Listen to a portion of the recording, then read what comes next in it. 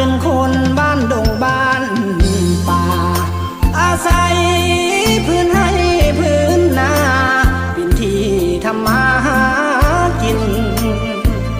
คอยคำลงแรงนั่งแยงนกกาโบยบินสายลมแผ่วพัดมาได้นินไม่ไผ่สีกันสวรรค์บ้านนา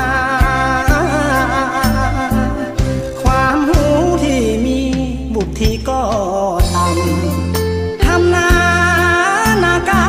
รด่างดำเงินคำบ่มีดอกนาสาวใดจะสนคนบ่มีปริญญา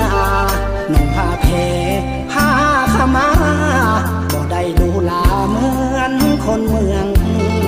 ใหญ่โทรศัพท์ก็ใส่รุ่น030เก่าๆอย่างหุ่นแต่เฮาก็แสนภูมิใจตามภาษาคนจนบ่มีรถใหญ่เรื่องไฟแสงสีเมืองสี